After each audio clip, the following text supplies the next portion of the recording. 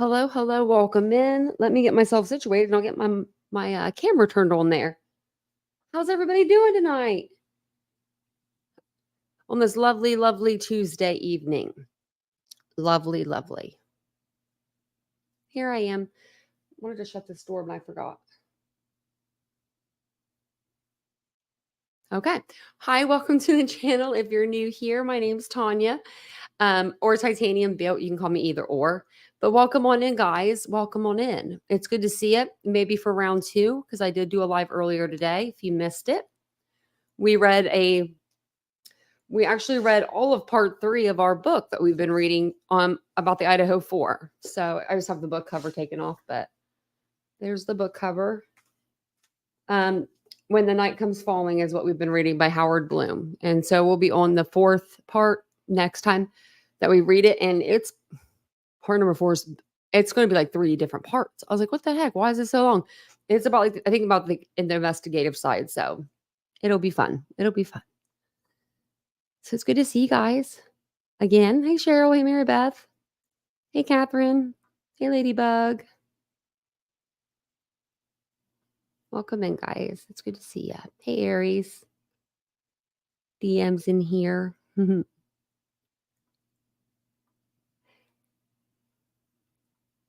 Tammy. He's actually covering a case right now. I thought about covering tonight. Hey, Quinn.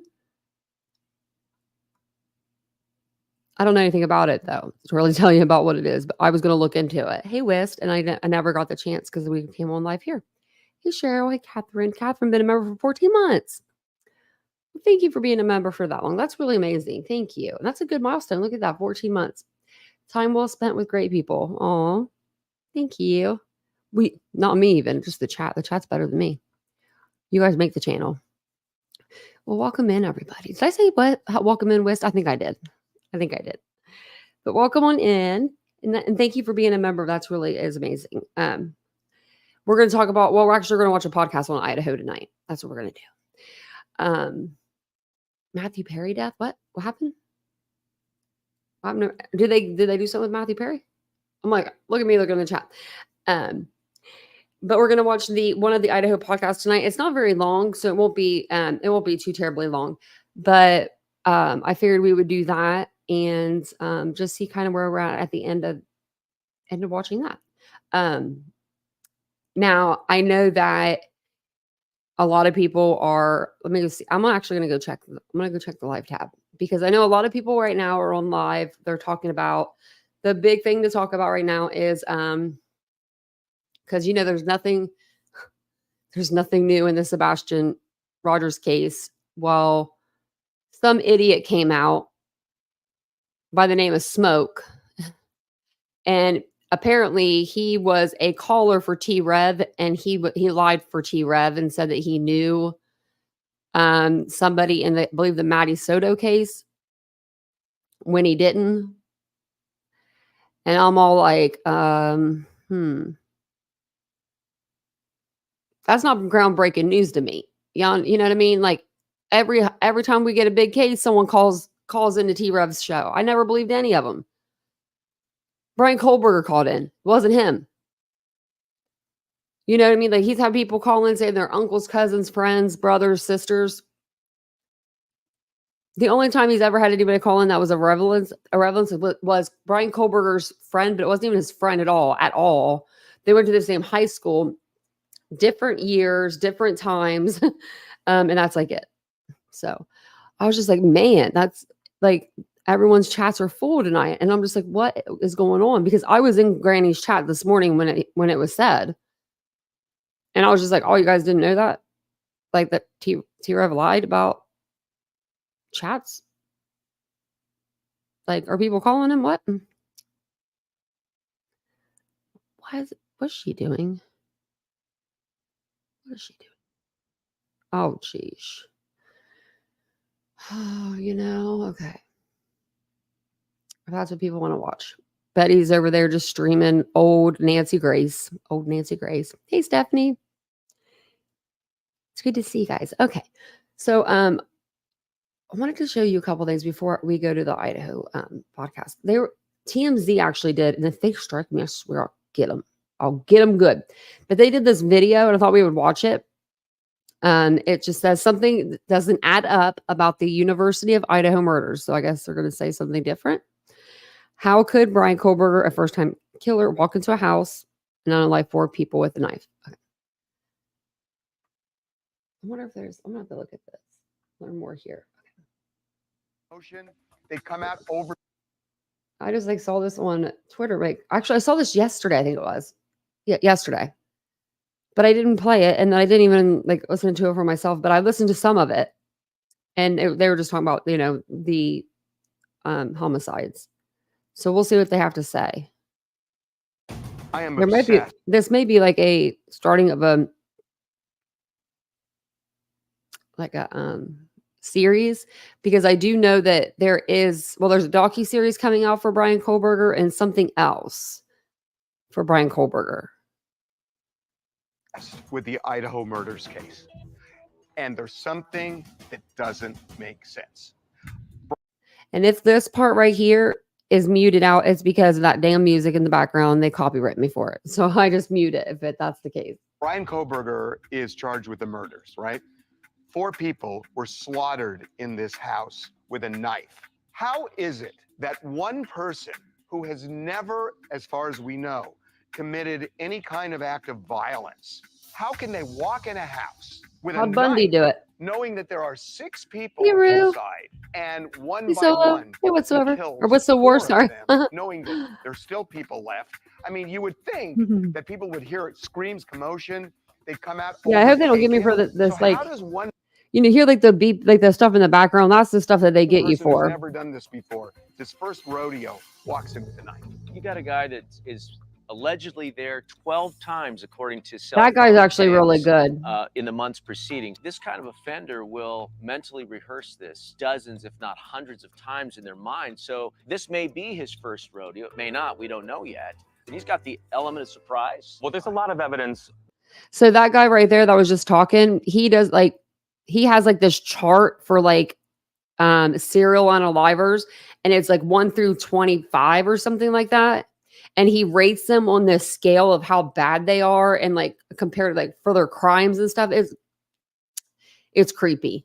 It's creepy, let me tell you. The first 2 girls were most likely killed while they were asleep. The only person he's some sort of forensic doctor. I forget. I think it said there on the screen. Wounds and might have been awake was. Hey, princess. Xana. Was Ethan, her boyfriend, sleeping? I think that Ethan was awake because he was in the doorway. Right.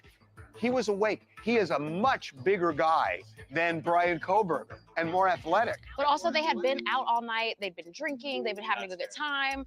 Their house is known for people to be in and out. So he probably was like, yo, what are you doing here? And next thing you know, he's dead. And I really think that he did it almost like a thrill kill. And he has a very long history too. If you look back at some of his training in high school, he's premeditated a lot of this fantasy that I think he's built up.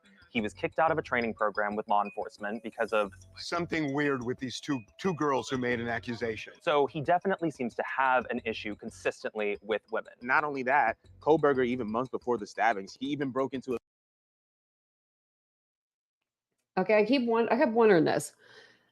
Why did they keep saying that Ethan was in the hallway or in the doorway?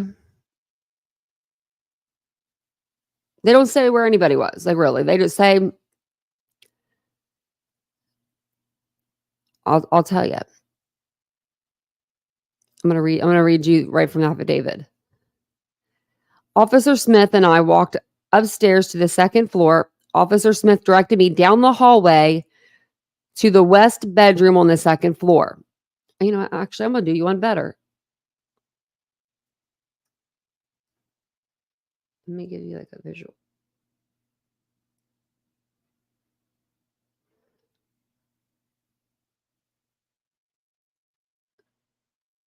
Okay. Let me stop sharing him for a minute and give you guys the visual. Okay.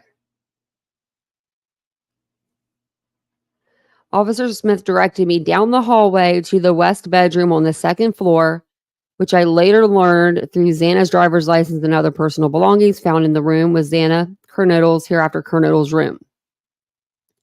Just before this room, there was a bathroom door. on the south wall of the hallway. Everybody see the bathroom door to the left? As I approached the room, I could see a body later identified as Kernodle's laying on the floor. Kernodle was deceased with wounds which appeared to have been caused by an edged weapon. Also in the room was a male later identified as Ethan Chapin, hereafter Chapin. Chapin was also deceased with wounds later determined to be caused by sharp force injuries. So they don't say that. That's what they say in the affidavit. So I take it for what it's worth. Larry or Harvey. A female Is that name Harvey? student's dorm just to move objects around just to make her fear for her But life. she wasn't there. Right. Okay, check this out. So this is the house. The number one is a bedroom where he killed the first two people. That's on the 3rd floor. Then he goes downstairs to number 2 and kills Ethan and his girlfriend in 2. In bedroom 3 and 4 on different floors, those are 2 people that survived. There's a bedroom in 6. He doesn't know if anybody's in 6. And by the way, there's a dog in 5. A dog can bite you. A dog can take you down. So he's walking in a place with 6 bedrooms. There are 6 people in 4 different bedrooms. There's a dog. There are 3 different levels. And you walk in with a knife? I just thought of something.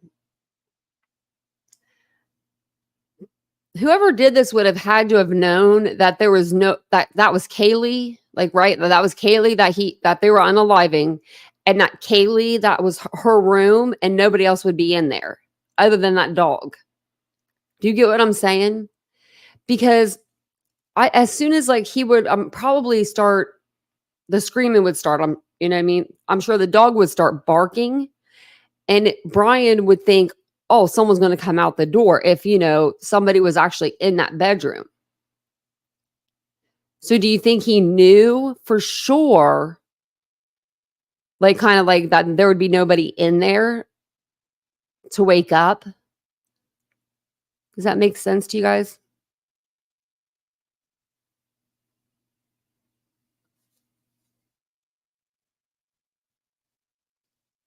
Let me know what you guys think. If he's talked good enough, he would have known that was Ethan's Jeep. True, that's true too. See, I don't know if I'd want to take on Ethan. I mean, they're about the same size, but I mean, Ethan's young too.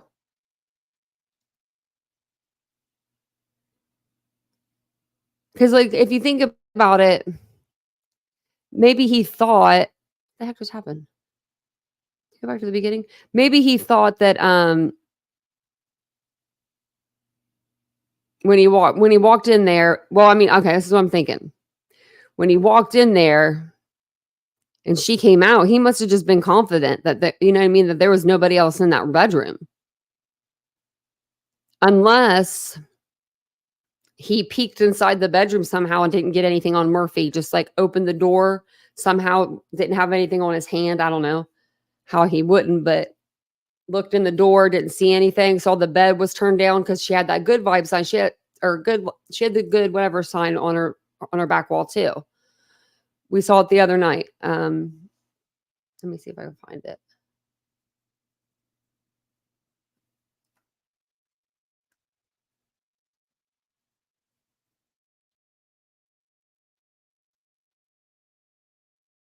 Oh, wait, I did that last time. I didn't mean to do that.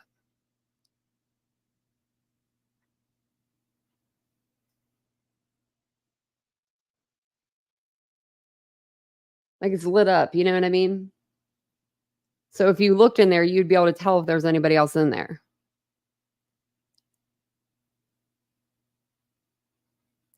I'm trying to think if...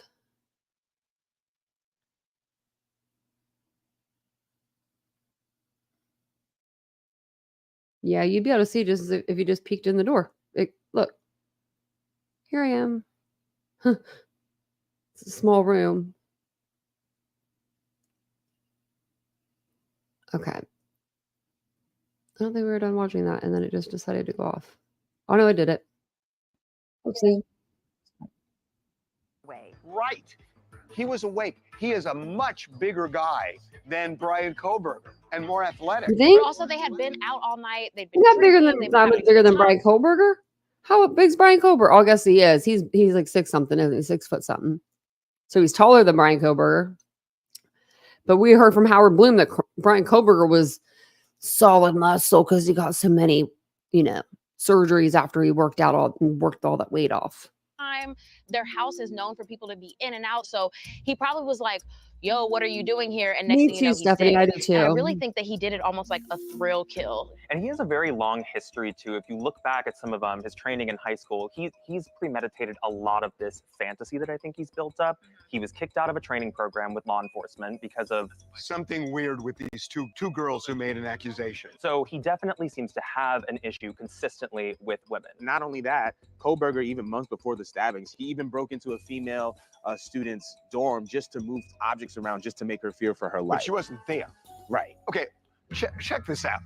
So this is the house. The number 1 is a bedroom where he killed the first 2 people. That's in the 3rd floor. Then he goes downstairs to number 2 and kills Ethan and his girlfriend in 2. In bedroom 3 and 4 on different floors, those are 2 people that survived. There's a bedroom in 6. He doesn't know if anybody's in 6. And by the way, there's a dog in 5.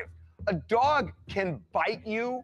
A dog can take you down. So he's walking in a place with 6 bedrooms. There are 6 people in 4 different bedrooms. There's a dog. There are 3 different. That does take a lot of nerve. And you walk in with a knife? But this is also a mass murder Good job, big guy. where you have multiple people killed at one location without any cooling off period. And most mass killers, that is their Oh, I can show you a picture of him when he was their bigger. first and only event. I think he was just so grandiose and narcissistic that he felt he could just pull it off. My theory, based on everything we know, is that he Those are the 3 pictures of Brian there. He was pretty big. He was a pretty big guy. He lost 100 pounds.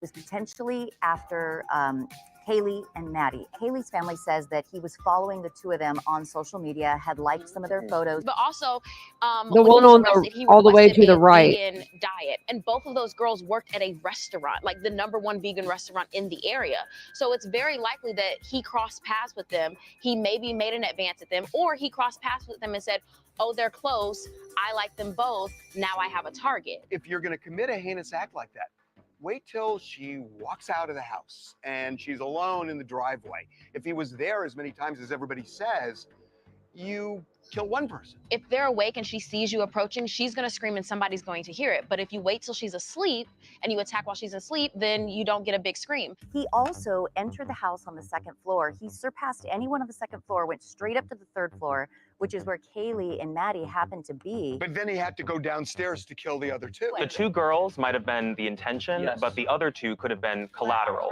Well, okay, but wait a minute. If the other 2 were collateral, why is it that one of the 2 survivors actually walked out in the hallway and saw this supposedly? I don't think he did that. The guy with bushy eyebrows, and he didn't kill Look him. at him. Who's that? He didn't. Like, really? Who is that? That's a different person. Look at them caterpillars. What? I wonder how old he is in this picture, y'all.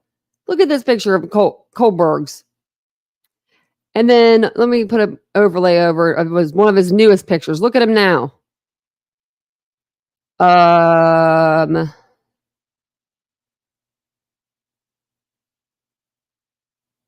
He looks a little different. Is this when he was on the rugs? Maybe the rugs might have did it. The rugs. Okay. Thanks, Enid. Thanks, Solo.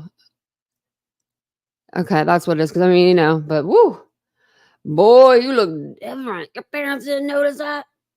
Look at your teeth. Actually, I could tell with his teeth.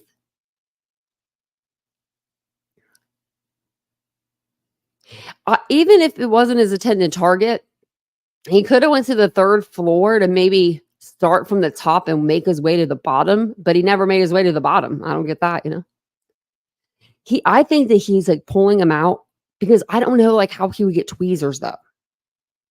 You know what I mean? Like, I don't know if I don't think Ann could give him that because it's sharp. It's something sharp, and they're really weird about that. They'll give you a razor at 6 a.m. and you get it for 10 minutes. And if you don't If you don't use it within like 10 minutes, you're gotta give it back. Sorry, just gotta give it back. So I don't know how he's doing it, but he could be like pulling them. But they don't look like they're missing. They just look shaped up. You know what I mean? Like she shaved them down a little or something and shaped them up. But I don't know how she would do it without like, them. Well, I mean, I guess if she can sneak that in, I don't know if she can sneak it in. Well, they shave, but he doesn't shave his eyebrows. Like his eyebrows just look like maybe he does some sort of thinning out with that razor blade. You know what I mean? Wax. No, I don't think they would let. I don't know. I don't think that they would like allow him to alter himself like that, right? If the star eyewitness is saying that he has bushy eyebrows and he comes in there with his eyebrows waxed, would they allow him to do that? Is that considered evidence? Like, that's a pretty good question. Like, because then, that wouldn't be fair, I guess. You know what I mean? Because that's like something that's like that's the biggest thing was like the eyebrows. Yeah, his eyebrows be looking completely different. Let me put up another. This is insanity. Look at him here. Let me get a closer picture. Look at that. Look. What? Kohlberger. There's when he went in. That was like the first picture. What do I have one here?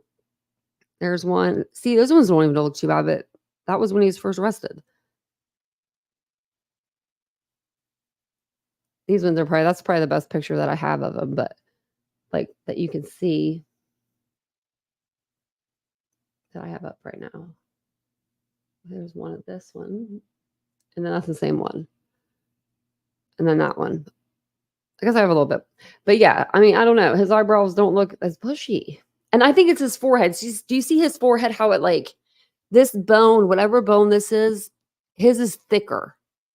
So it like sticks out more. And I think that's why Bethany was able to see his eyebrows and be like, oh, those are bushy. He could have had his head down a little bit to where that sign like hit it at a certain spot, and hit his eyebrows, but it's his forehead. Do you see his forehead? Am I the only one that see this? Little right where his eyebrows are, that bone, I feel like is bigger than or thicker than most people's.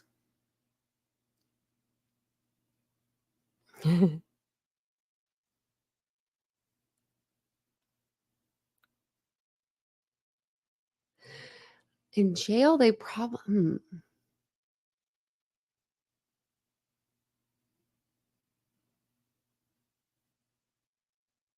I don't know how many times the barber would come, though. Probably every few months. Jails aren't that big. Pronounced eyebrow ridge. Yeah, Solo. Yeah. Yeah, Wes. Yes. Something like that. Yeah. I've thought this the whole time. I'm like, that's the way I think. And then with the masculine one, I don't know. I thought that'd be more pronounced too. Like, here I am. Lori Vallow can get makeup. I know. Oh my gosh. Did you see that? Like, okay. That is not no Kool-Aid. That is not no Kool-Aid she's putting on her face for makeup. Her makeup was like makeup. It was ugly, but it was makeup. Them eyebrows, oh my Lord.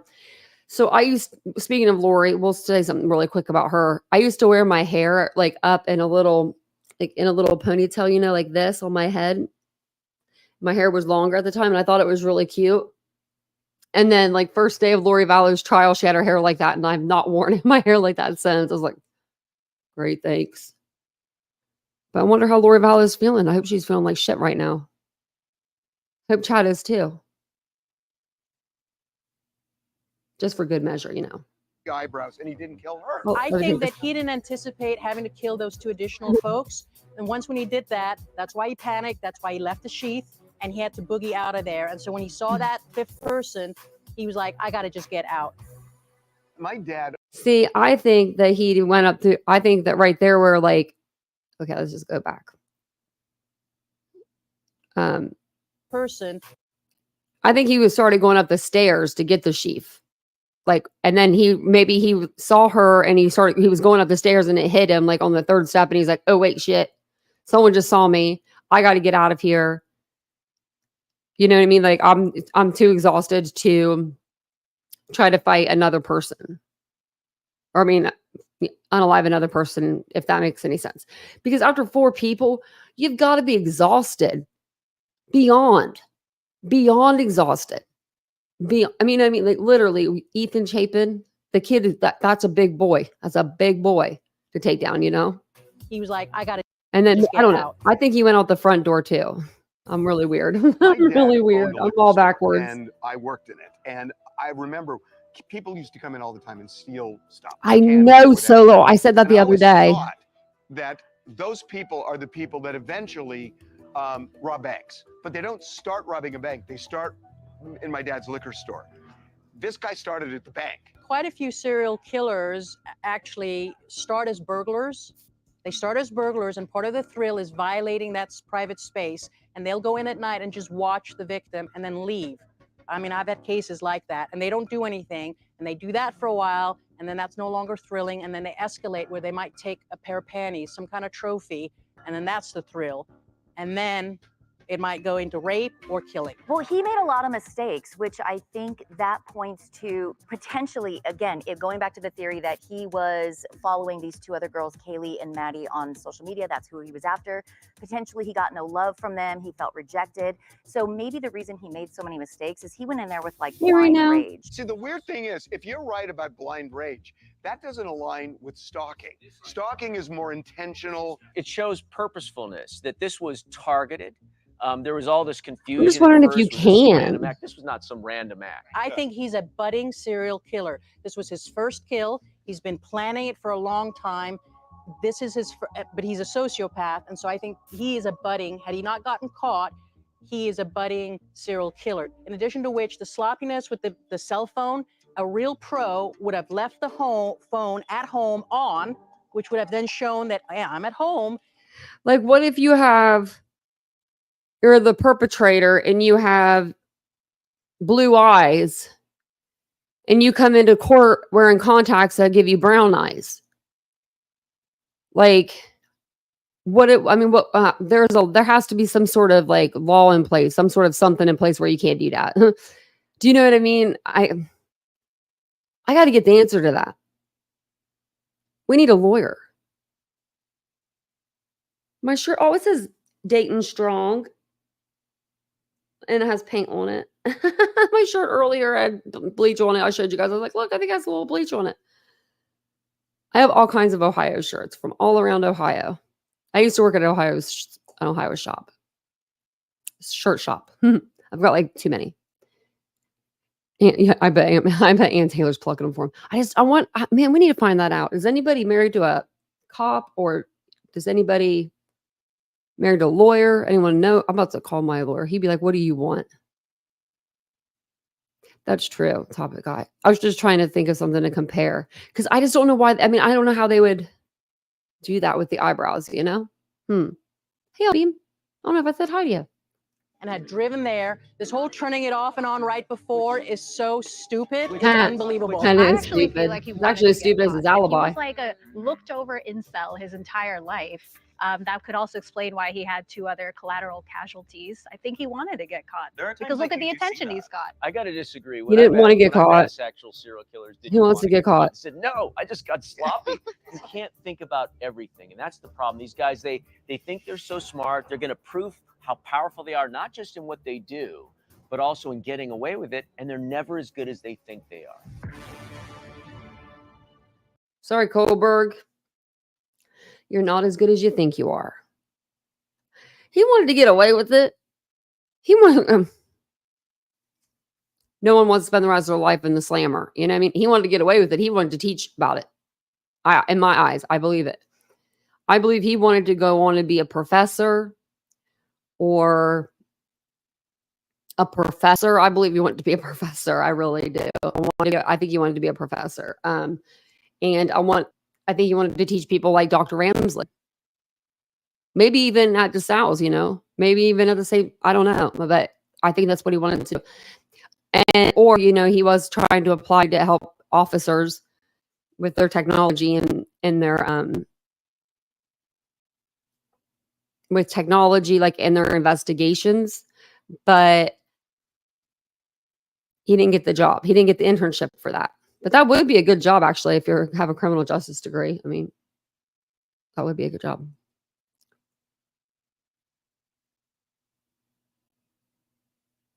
Your Charlie horse is still on your body? Oh no, Mystic, I'm sorry.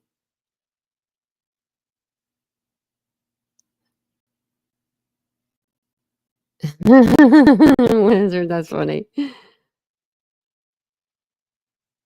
He sure as hell wanted to get on the internet and brag about it, Papa Rogers. Yeah, that's true. And Taylor helped him not look like Mr. Creepy Stalker. Yeah, she did. She really did. She did. Yeah, this is the first time I saw him. Let me go back. Oh, shoot. It took me back to the beginning. Damn. Did I put him? Okay, put him Brian Culver. I've been trying to find the video of them putting the helmet on Brian Kohlberger when they were taking him and putting him in the car. I don't know why I find it so damn hilarious. I just do. Because we were all watching it live. We were watching the whole plane ride. And I found it on here. I saw it on here today somewhere, and it just made me laugh. Is it this one? Right here. Oh my God, look at this. Hold on. So, how many of you guys put a 1 in chat if you guys watched the airplane ride of, Brian Kohlberger from Albrightsville, Pennsylvania to, Idaho, Lake Tahoe, Idaho, or, outside of Idaho. But let me know if you guys were here whenever, maybe if you didn't watch it with me, but just around whenever he was cruising the altitudes. Because it was entertaining. I was like almost giddy, I felt like, because they got him. You know what I mean? Like, I was just like, I felt really good about that day. I bet you that's how like the families felt. You know what I mean? Like they felt like a little bit like, oh my gosh, they got him. I can't believe they got him. And they're probably like, this is him. That's what we all said. This is him. Because Mr. JLR at first came out and tried to say it was two people, and it wasn't even neither of them people. Damn you, JLR. Man, a lot of you guys watched it. Man, I think we need to play it again. I mean, that was pretty good. We watched them on like the air flight, and then they would stop for like fuel or something. And the reason why Brian Kohlberger's dad supposedly drove out to Washington State, flew, to drive back with Brian Kohlberger was because Brian was afraid of flying. We've all heard that. Like, he's afraid of flying. Can you imagine him on this little plane?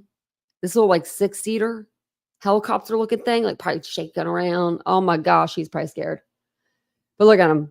Put the helmet on him. Don't shoot him. Don't get him in the head. Look, they did not want him. They did not want anything happening to him. They had snipers and everything. Look at that. Look at him. He's like, damn, they're putting a bucket on my head. Better be clean. Where'd you get that bucket at, sir? Oh, man. Oh, man. I'll have to find the flight radar one sometime. Because we have it on one of our lives. We started covering this case early. It was real early. It was really early. What's this? The Idaho something isn't it? Watch clips. Oh, it's the same clip I just had on. What the heck am I doing? I don't know what this is. Oh, I opened another page. Sorry, guys. I'm like, what is that? Okay, so we'll go ahead and we'll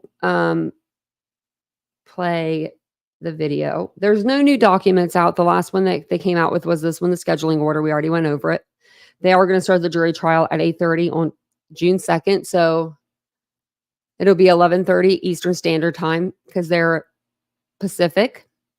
So it'll be 8:30, 11:30 to, on. That'd be nice.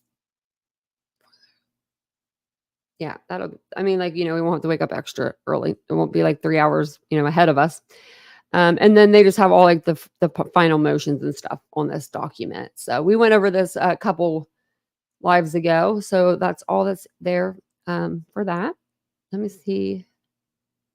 Okay, now we'll go over here. And I didn't actually get this ready, so it might have a commercial in the beginning. I'm not sure if it does or not. But this is the Idaho Massacre season 2. We've been watching this since season 1.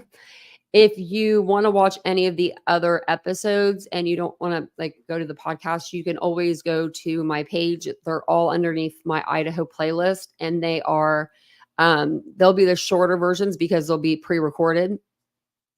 And that means there's no interruptions. It's not a live. So there's no interruptions, and it's just the video. But we're on season 2, and I'll have episode 1 out tomorrow sometime. And then I'll put this one out, in a couple days. So I will put overlays up so that we can, have something to look at. Hey, True Crime, how are you? Welcome in. Welcome in. And hey, Judy. How are you doing, Judy? 11 months. Is that how much more time we have? Oh, gosh. Yeah, 11 months. You're right. 11 months from the year, right? Let's count it down. 11 months will go fast. Because I remember we first started this case. My goodness. This case was they say, okay, I know Sebastian's case is wild. It is wild. This case was just wild in a different way. Do you know what I mean? That case is just wild because of YouTube creators being crazy. But this is wild because the Idaho Massacre is because everybody was acting crazy. One just does. Let's see if I'm going to stop it and play it again too, because if I pause it, it'll go back to the beginning. It's weird. Just once. Eaton presents. Eaton presents. Or sat on the brink of war. One man held together the fragile peace. Dayton Door Sales has murder case. The decision was made. DaytonDoorSales.com. Integrity, value, experience. That's Dayton Door Sales. Is there a tag in this shirt? No. Sorry, guys.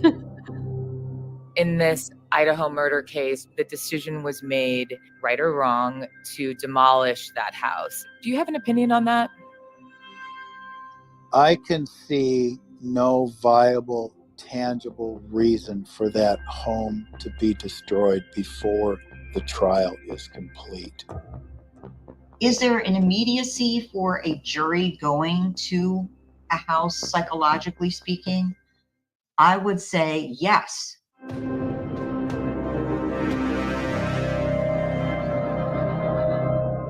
This is The Idaho Massacre, a production of KT Studios and iHeartRadio. Season 2, Episode 2, Murder House. I'm Courtney Armstrong, a producer at KT Studios with Stephanie Leidecker and Gabe Castillo. We were reminded last episode of the details of the grotesque horror that occurred at 1122 King Road on November 13th, 2022, when Madison Mogan, Kaylee Gonzalez, Ethan Chapin, and Xana Kernodle lost their lives. After the murders, it was seen by some as a forensic scene, or a tomb, or a macabre reminder of the horrors that happened there. But before all that, the house, located just off campus and on Fraternity Row, was full of life. It was a party house where friends gathered. Here's on-air reporter Anjanette Levy, who has covered the case on the ground since the very beginning. I asked her to describe the house and what it felt like standing in front of it. This house makes me sad, and it made me sad because it was frozen in time. I'm standing there looking at this window, and there's a pair of pink cowboy boots in the window. When I was there in December of 2022 and then returned in early January after the arrest, what made me so sad is there was this string of lights across the back porch, And they were on. They were on. There was a couch out there, like this leather couch. As a mom, I'm like, what are you doing with a couch outside? But they're college kids, it's a college house. And this is a place where, it was a party house, but it was frozen in time in the worst possible way. The lights were on the entire time from the night this happened till I got back in January. And there's the couch covered in snow. And, you could kind of see into the kitchen. Everything stopped because this awful thing happened at this house that should have just been full of kids and laughter. And if they were going to not be there, it should have been because they were going home for Thanksgiving and Christmas. Everything was shattered. That was my impression of it. I have mixed feelings about the demolition of the house. I understand that Ethan Chapin's family I have mixed supported the feelings about demolition it of the too house now. because it had become this horrible, macabre tourist attraction, which I think is horrific. But at the same time, I would hate for something to come up at the trial where it was needed. So I see both sides of the coin. As Anjanette says, there are two sides to this coin, and most people fall strongly on one side or the other. The family of the only male victim, 20-year-old Ethan Chapin, saying in a statement, "We're supportive of the decision to take down the King Street house for the good of the university, its students, including our own kids, and the community of Moscow." The house was considered the largest piece of evidence that they had. The university defending their decision to move forward. Our understanding is from a legal standpoint, everyone was finished with the house. You kind of want to scream from the mountaintops, just let it be. Leave it alone. Don't touch it until the trial's over.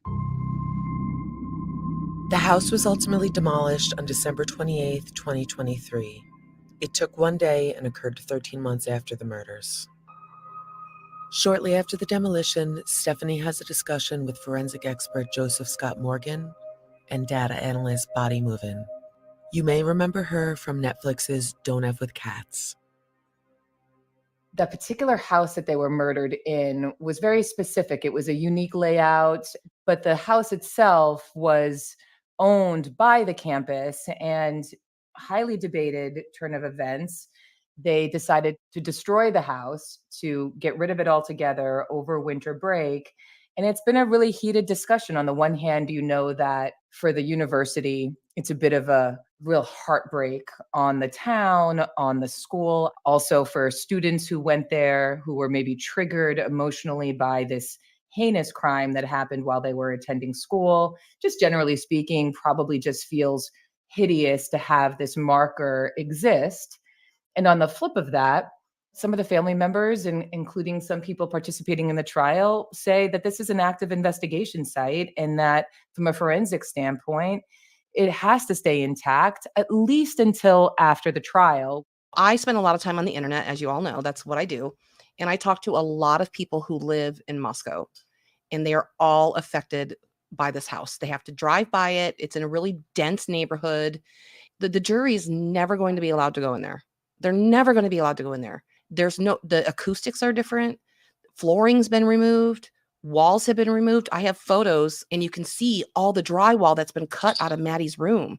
Like, they're not going to go in there. It's just not going to happen. It's so uncommon for a jury to visit a crime scene. So uncommon. But it happens, though.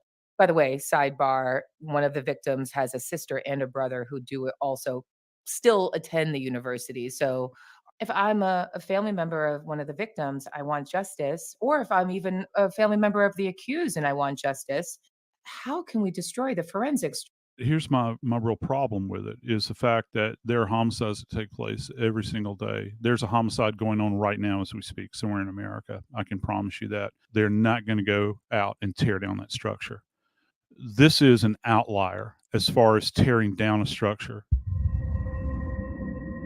It is incredibly rare for a jury to visit the site of a murder.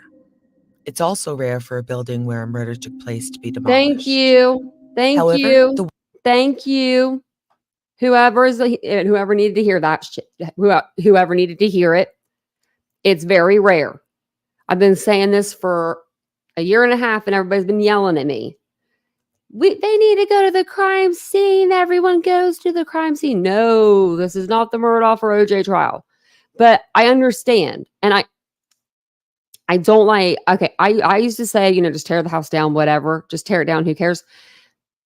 I don't think that there was any, I don't think a jury could go in there. But I don't know if I would have torn it down when they did. I wouldn't have. What was it? It was on a certain date. It was on like a date that was like close to the anniversary or something. I forget. I'm going to look it up. Because there is something like, there was something special about that date. Ones that fall into either category are usually multi-victim murders that are exceptionally heinous and highly publicized. Some cases where the juries did go back to the literal scene of the crime can often include cases where they may hinge on some form of integral spatial logistics. For example, Michael Peterson, where jurors walked the stairs where his wife died. Alex Murdaugh, so jurors could appreciate the scale of the large property. And the 2018 Parkland school shooting, which Joseph tells us about.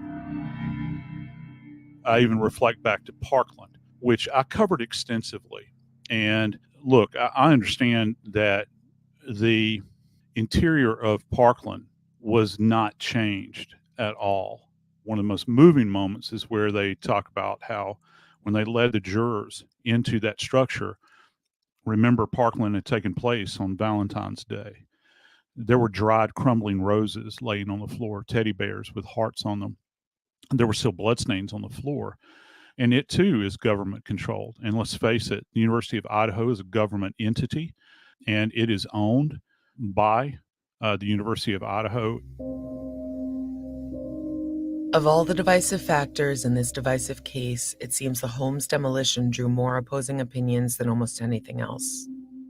Here's journalist Chris Spargo, who spent a lot of time covering the case. I started by asking him about the money spent on security of the home leading up to the demolition. It was $700 a day for securing the home alone, clocking in at $1.2 million months before the home was even torn down. Here's Chris. The brunt of that is really... Nobody wanted to pay that. That's like paying them. That's almost like paying the mortgage for that house. $600, $700. I heard $600, but they're saying $700. $700, a day for, security and for them just to like keep the home standing up. Being absorbed by the university. The university has really kind of cost a lot of money for them because of security reasons. Obviously when the house was up for so long and that house had to be protected that entire time, people, they had 24/7 watch. Dealing with this influx of people on campus, safety measures for students, there's not really much you can do to get around those costs. And because it took place in a university, there's a lot of costs that come along with that because they want to make sure the students feel safe. They want to make sure the students feel protected. And they also want to make sure that this major piece of evidence, this house, is left untouched when there are thousands of people descending on this town who probably want to do nothing more than to get inside it or take a look around. They have to make sure no one can went in that house. So that was a really, really big cost to bear. What are your thoughts on the demolition of the house? I do not think that the defense or prosecution would be okay with it if they thought there was any possible chance there was even like a little piece of evidence inside there. I think on the most sort of human and basic level, the last thing in the world you want those kids to deal with, which we're already dealing with so much, is to have to see that house. It's probably a horrible reminder. So for that reason, I'm really glad I agree with that. It's not there. I don't know how much the scene was going to be. And I said that Ethan's brother was looking at that house every day. Helpful in that case. At this point, it seems like they're having trouble even placing him at the scene. So I don't know what was going to be accomplished maybe by having anyone visit the house. But like I said, I think that if there was any sort of bit of evidence that prosecutors thought they could get out of it or bringing people to the house, they would have kept it up. And clearly they didn't think there was that there. Plus with all of the bodily everything in there, all of it's everywhere. The jurors would be sick. They would get sick from that. They could get very ill. You would have to cram in 12 jurors, 6 or 8 alternates, the judge, the lawyers, all within a little tight space. It just wouldn't work. The FBI, prosecution, and defense teams In my had access opinion. to the home on multiple occasions. The prosecutor's last visit was just 1 week before the demolition. The president of Idaho University, Scott Green, released a statement on December 14th, 2023. He wrote, "It is the grim reminder of the heinous act that took place there. While we appreciate the emotional connection some family members of the victims may have to this house, it is time for its removal and to allow the collective healing of our community to continue. Let's stop here for a break. We'll be back in a moment. Okay. Eaton presents about Tales from the Next Game. Use your phone as you wish. Parks Motor to Idaho. Stephanie continues her conversation with 1213 Cincinnati Avenue in Xenia, Ohio. And remember, rise, ride, repeat.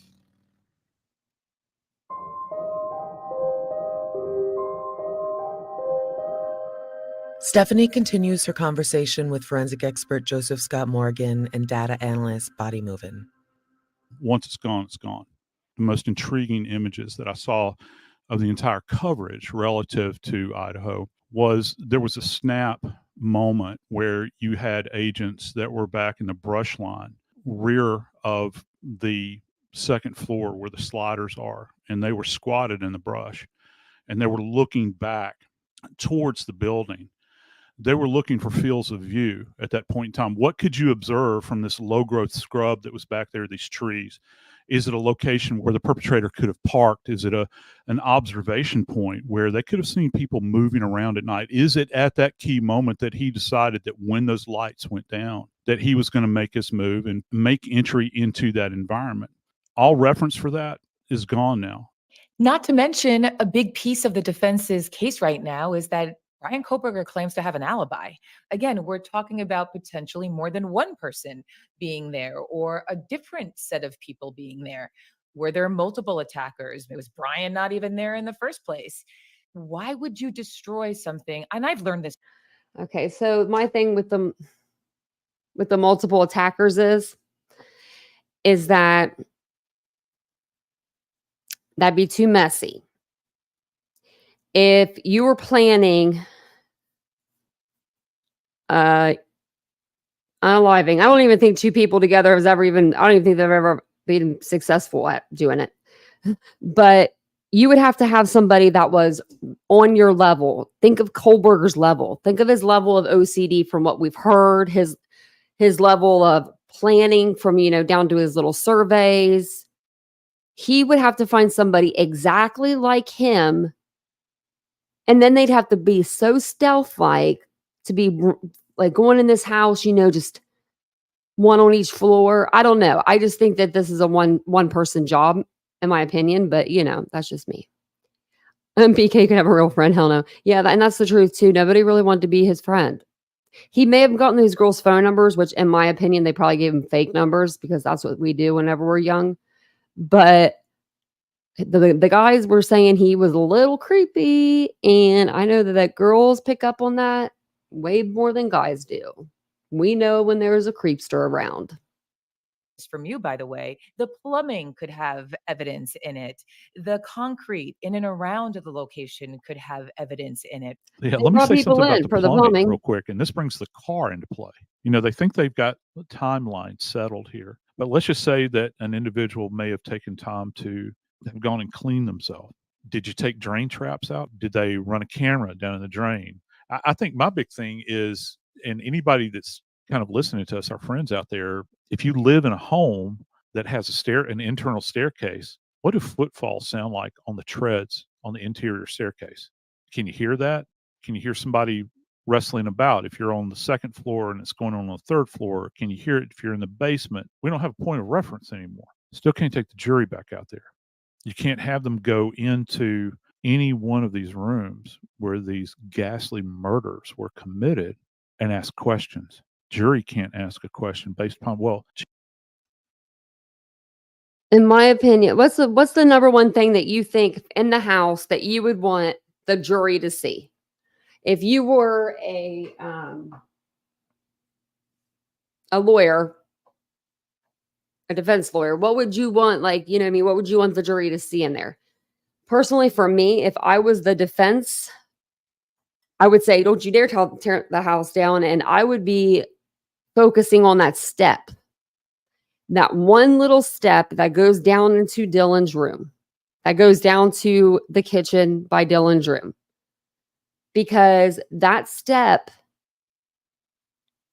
I mean, that step is like a death trap waiting to happen. I would trip on it every single time. That could be a good defense. I mean, that could be like a good thing for your defense.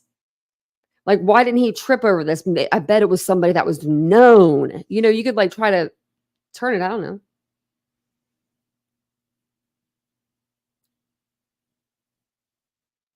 The entry and the exit points, DM. Yeah. Yeah, that's a that too, because me too, because I personally think he went through that front door.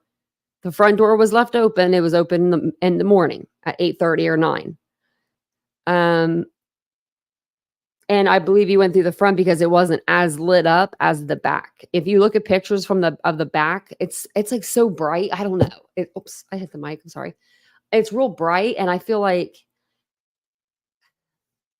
that front, it was just so sneaky if you just slid right in front of the cars and walked through the door. I don't know. Just to me, it seemed like it would be easier.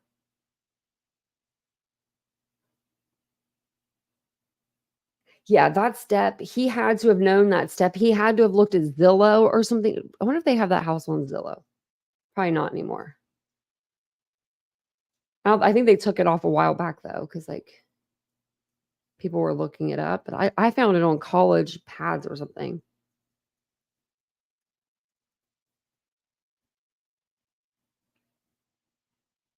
Oh, it doesn't even come up. Wait, let me see it. Like this comes up. No pictures.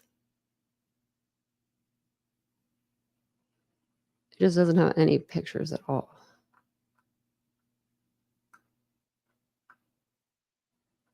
Okay. Never mind. Let me see if I can. Oh, wait. Why did I even look that up? I can show you the step on the other app. Sorry. Right here. Oops, I just actually exited out of it. Sorry, guys. We can do the virtual tour.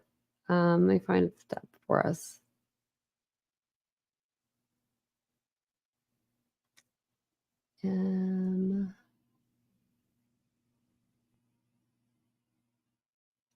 Okay. There it is.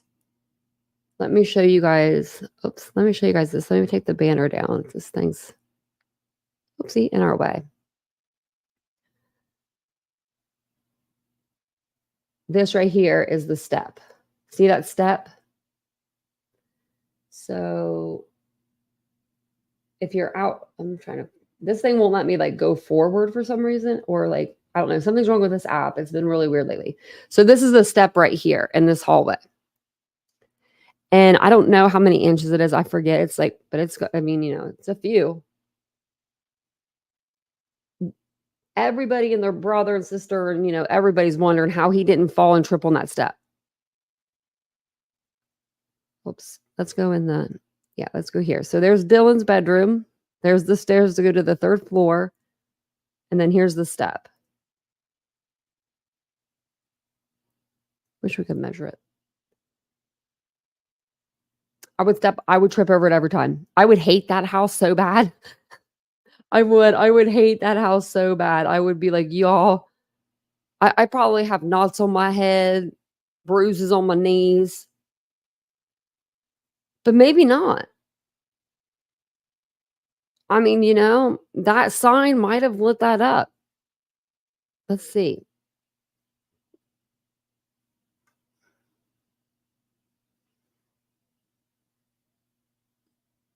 No, not to me, it doesn't. Oh, hell no, I'd trip over that. Oh, yeah, for sure. Surely. For surely. I'm blind in one eye, though, so you turn the lights out on me, I can't go nowhere. Vincent did that once. He turned all the lights on. I said, are you trying to get me to not be able to go anywhere? Every light was off.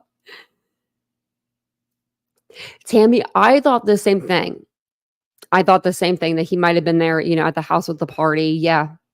Because he was at the pool party with people. I mean, you know, you never know. He may have found another friend that was invited him over there, or he may have just decided to show up in the neighborhood and walk right in. I know when I went to college campus at Ohio State to go and do our partying when we were in college. You could literally just walk down campus because all the houses are really old and big, like down on campus. And you just can walk down the road and they'd have the doors wide open.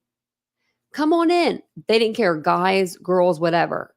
If you walked right in like you belonged, they wouldn't ask you a question. Even if they owned the house, they wouldn't ask you like who you were. So he might have just did that, just walked right on in. Oh, Mary Beth, you have shit in your bruises. You fall. I fall. Y'all, I fall really bad too. I felt like a couple months ago so bad outside that it was like on the concrete. It was so embarrassing. Oh my God, it was so embarrassing. But my head was literally like not even inches, centimeters from hitting the side of one of those metal trash cans, like the corner of it. It was so close. I would have been bleeding. I don't know if oh my Lord have mercy, it would have been bad. So bad. Let me put that podcast back on. Oh, I hate falling. Gee, look at that window. I know and too. How you can see in from there to I'm here. clumsy And too, how far Mary away Beth. is the distance from the entrance to the bedroom to the flight of stairs down to the second floor?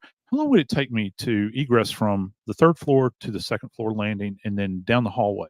You think about the feeling it conjures. We saw that in Pike County. 10 Stephanie's seconds, 15 referencing the seconds. murders of 8 members of the Roden family that occurred in Piketon, Ohio. Listen to this. It's the topic of another KT Studios podcast and a case we worked closely on with Joseph. That case, I grew up around there, 30 minutes from that place. Like that was a bad case. After the massacres occurred there and right before the trial, the jury was put on a bus and set Yes, they were. out to observe the landscape where the homes where those murders happened had occurred. And, we were always told it was extremely powerful. There's nothing like The homes weren't even there. They had to take, so during the Roden massacre, they had to take the homes off of the property for fear that people would break into them or destroy them. And they were evidence because people are cray out there.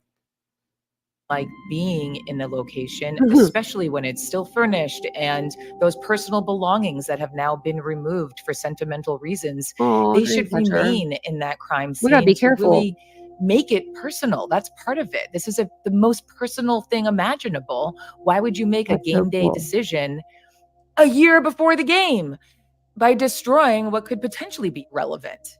Doesn't this speak to the original point that the house should not have been destroyed? This is just my opinion, but these scans are so advanced and Oh, they're so great. so well done. The house is unsafe for people to be in. And I don't Absolutely. know what kind of situation the rooms are in, but I can't imagine they didn't remove pieces of the floor from both bedrooms. It's They not did. safe for this jury to be in. Well, and that's what the Someone gets documents say. hurt. Somebody gets hurt. You know how bad they could be sued. Oh, sue the state. Oh, no, not today. Not today. Documents say the house was too dangerous. And both the defense and the prosecution agreed that this is not a place that they're going to be bringing the jury. Actually, I do hope that it was sufficiently documented. I know that they did do Faro images within that structure Faro. and also externally. So Faro images, we did a whole episode over that. It was really good episode live on the show. It's on our Idaho playlist. It was over the Faro 3D scans. It was back in the day we did it, like year before. I mean, it's been a long time, and it was a really good live because and I showed you guys an episode of a show where they used those and exactly what they scanned in a crime scene and what it showed. It would show like everything. We asked Joseph for clarity. Cigarette butts, whatever was on your carpet or your floors. I mean, if it was something behind a chair you forgot about 3 years before, it would pick it up. I mean, it's crazy. Clarification on what Faro images are and how the Faro system works. Oh, look, now they're going to tell you. You first see the earlier iterations of these things when they're referred to as total stations. They were made famous by accident reconstructionists, where you have this one machine that they could essentially plot from a digital standpoint a motor vehicle accident, because to work a motor vehicle scene is, to say the very least, time consuming, and the calculations are mind blowing. So they took that platform and expanded it relative to this Faro device, Faro. But you can take this Faro device and place it at a scene and just imagine it's got the ability to spin on its axis thousands of different directions, and all of the while it's shooting out these little lasers and it's taking thousands of photos. And so it can digitally take those images and compile them, and it gives you very detailed information. It also has GPS that's in it. You take it into a confined space like a built dwelling like this, and the detail is very remarkable, and you can create this 3D world. It is quite fascinating to see. So that's what a Faro station is essentially. There's been some talk of some 3D model that may be created by the FBI lab in Quantico and be presented for the court. But I got to tell you, I've been out on a number of visits to homes where homicides have taken place, and I've been there when the juries are there. And it is a real dose of reality for them when they show up. From an investigative standpoint, if you have it, don't throw it away. I'm not a junk collector personally, but this ain't junk. This is where these lives ended. And just, to piggyback on that, some of the other victims' families were very against it for this very reason. What if there is one little morsel of something that could bring justice to them, or frankly, get a guilty man off? There's other cases where they've torn the apartment down, like, for instance, Jeffrey Dahmer. However, they waited for the trial. Yeah, that's the rub. So yeah, I get it. I get it. Yeah, I mean, John Wayne Gacy's house is gone. John Wayne Gacy's house needed to be gone. Oh my, he had unalived boys underneath the floorboards, like underneath the crawl space of the home. So that home was not, you couldn't keep it. Those floors were done. The mom was smelling it. What's that smell? Oh, nothing, Mom. That's just, me cooking.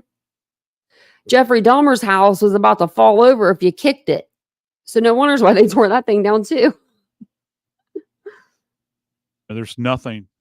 But Faro didn't really exist like it does now back then. That's true. It's a different time. And I would imagine at some point, it's going to be virtual reality, where these juries can put on a headset and walk through the house at their leisure. They can, but Y'all, if they do some, oh my Lord, I want to be on a jury. I want to play with the headsets. You had mentioned earlier about the acoustics might not be the same. However, people that are impaneled on juries, they're not AI. I mean, they are living, breathing human beings that know what it's like to walk into a house, and that sense that you get, that auditory sense of a footfall. And I know that part of the floor has been removed and all this, but when you think about just the timing element, if I were asked, how long would it take me to make it from the sliders to that weird, that if we just go on a limb here and say you enter through the sliders, how long would it take to make it from there to the interior staircase and twist and turn and get up there?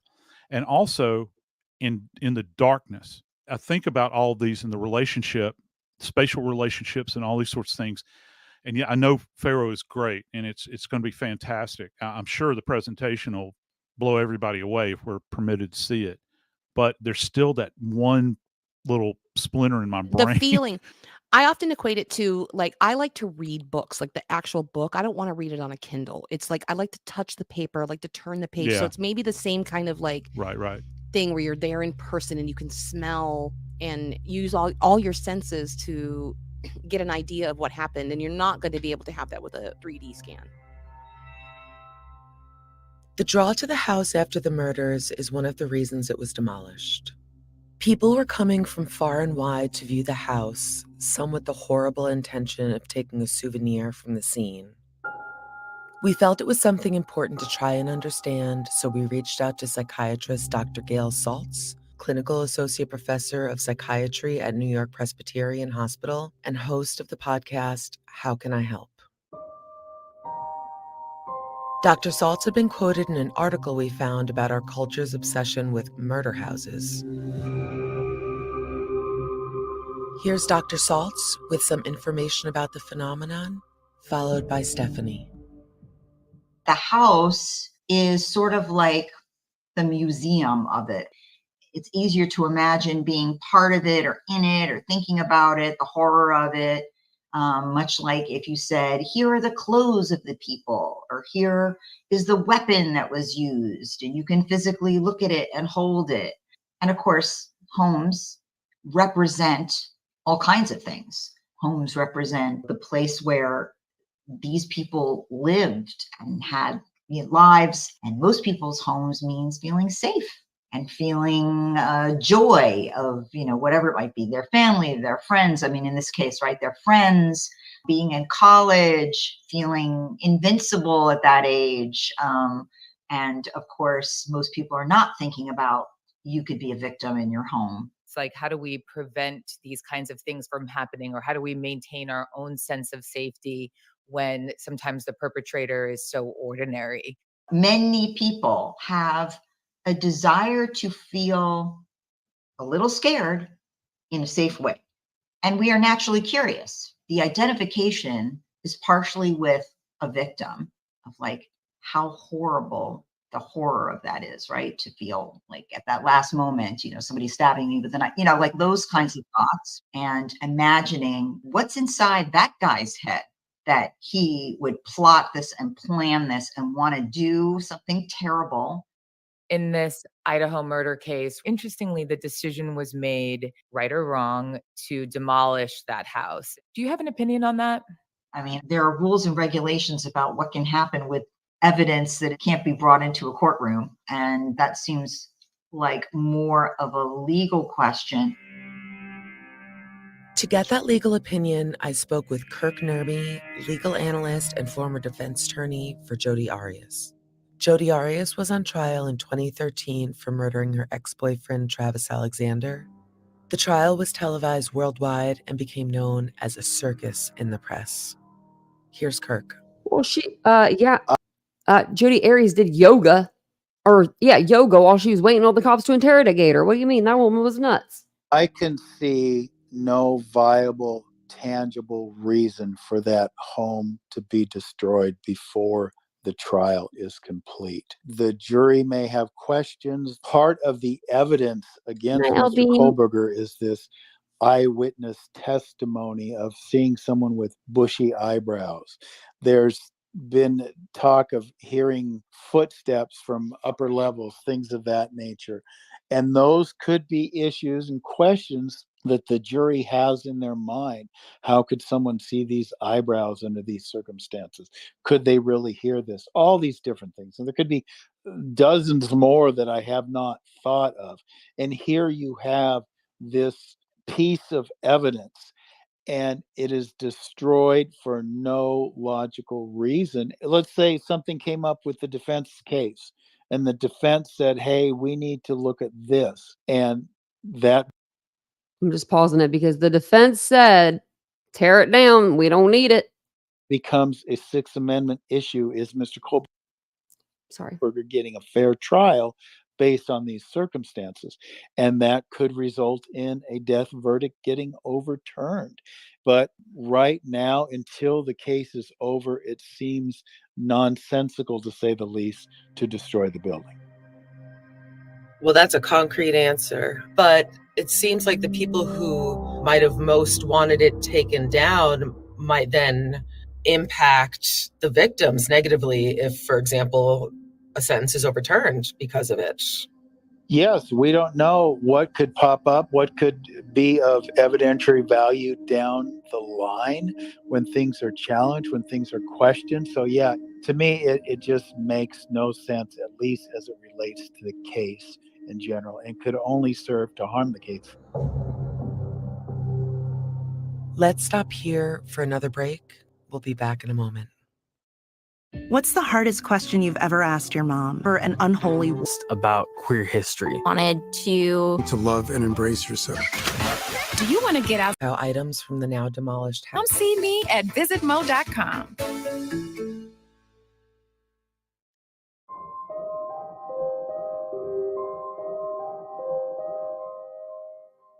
Stephanie and Joseph Scott Morgan discuss how items from the now demolished house might be used during the trial. One other thing that's very compelling about this case is that they hauled off the mattresses in the back of a pickup truck. They can still bring these items into court, and that has occurred. They can actually have been in courts where they set beds up before. Here's the real rub with that. If you're talking about dynamic blood stain, you can say, here's the mattress that we recovered. Here's the bed frame that we recovered. We see this deposition of blood on the surface of the mattress. Maybe they hold up a bloody sheet. If that happens, you're going to hear the defense scream from the rooftops over this because they're going to say it's prejudicial. The prosecution is going to have to justify their rationale for bringing each one of these items in there. And the defense, I guess, could see it as prejudicial, but they could also argue the idea that now that they are absent that's something that they can not go back and collect. It's real important that we remember, I think, that they were so eager, they being the investigative authorities, to get this place cleaned out, that they had called a cleaning crew to come and clean up this structure before. Right, it almost happened simultaneously with the arrest of Kohberger in Pennsylvania. Joseph is referring to when Brian Kohberger's defense attorney, Ann Taylor, filed a... She's going to say that Ann Taylor pulled them people out of there. They did. We were watching it. We were watching it live. They went to go clean out the house, and we're all like, this is sad. We're sitting here like, watching. And they put the tarp up over the door. They backed up the vehicle, like the truck, so that you couldn't see anything, and they had the tarp up, and they were getting ready they're entering the house and stuff. And then all of a sudden, like, it took them like 45 minutes to set everything up. And you're like, when is it going to be set up? And then all of a sudden, within 15 seconds, you see them take everything down and they just pieced out. And we're like, what happened here? What's going on? Court motion to stop the cleanup operation to Now we preserve know. the scene of the crime. Ann Taylor. This motion was filed on December 30th, 2022, just hours after Kohberger's arrest. And if I remember correctly, it was good. His counsel that said, whoa, throw the brakes on. We need to get a team out there to take a look. And I'll never forget seeing that image of That is so the cool, plastic Stephanie. that had been taped up over the door so that they could go in and move out and all this stuff. And then there was controversy Their of taking out things were all personal. so their items were all this is sad. We read this in an article, and it was, or Mr. Gonzalez, I think it was Mr. Gonzalez said, or some, I know it was legit wherever we heard it. But the officers packed up their things and put their things in boxes.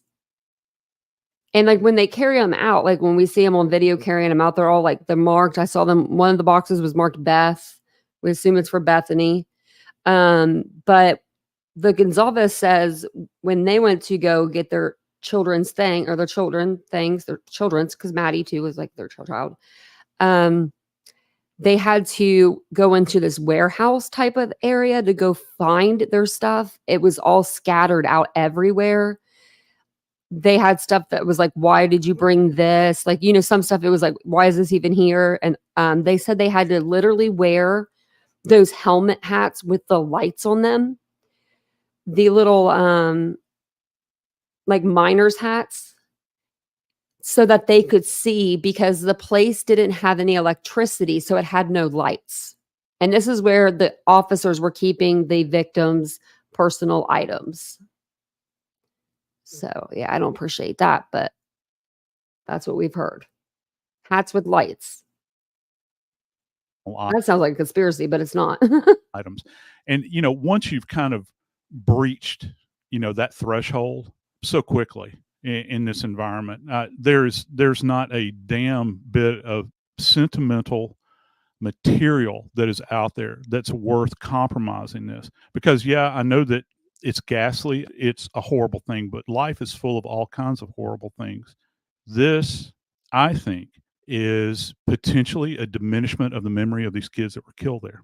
But now it's too late at this point. You can't go back and unring the bell. Stephanie continues her conversation with psychiatrist Dr. Gail Saltz on how a jury might be impacted by the home's demolition. Here's Dr. Saltz.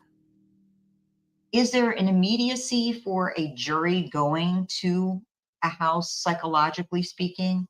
I would say yes, that it's going to stir their thoughts in a more emotionally galvanizing way, and that will draw them in, but it doesn't tell you whether it will draw them in and make them say guilty or innocent.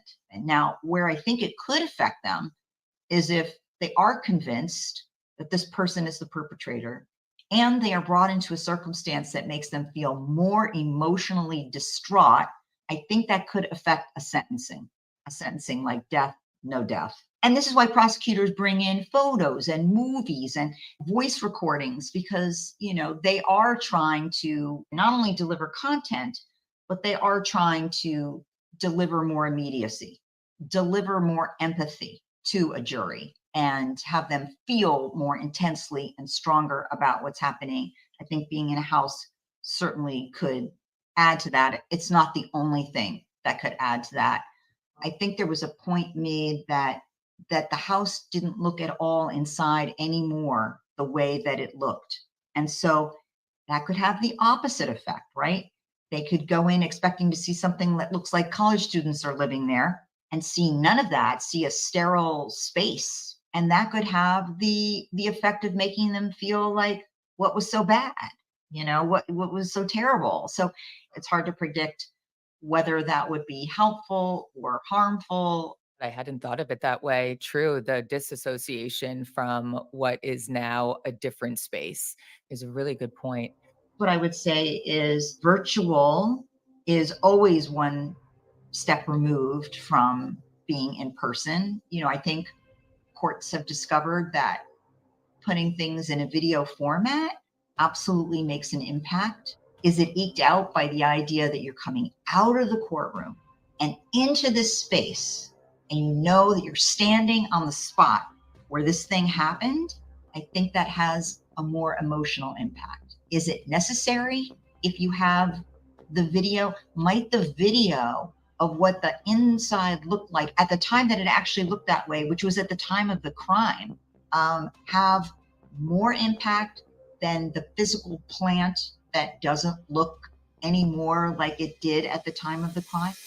It might.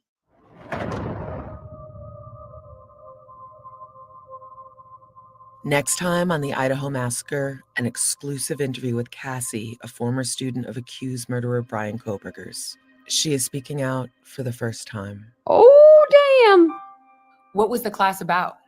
We covered literally how to get away with murder. Whoa. Did he have any friends? Not that I saw, but kept to himself anytime I saw him on campus or in class or office hours. So this man potentially murdered 4 people, and then he went back to class? Yes. For more information. Wow, guys, look at that. Wow. Wow. I'm ready to hear her. And we'll hear her on the next live. Share this with you again. This is the document just saying that, court is going to be, trial is going to be on the 2nd of June. June 2nd. Courtroom number 3 at the Latah County Courthouse, but they'll probably move it over to the school so they have more room. I hope they do. I'll go over there. I'm just kidding. I don't think I can make it that far. That's a far drive. I wonder how far it is from. I'm about to look. Let's look how far it is.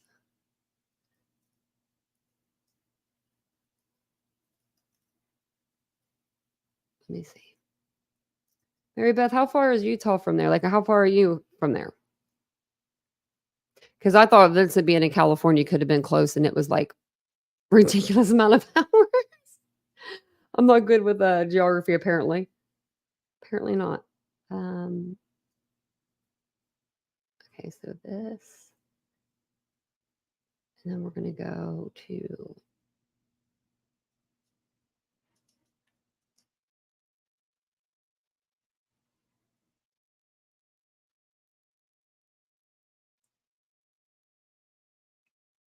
It would take me 32 hours with tolls, 33 hours without them. 2,200 miles.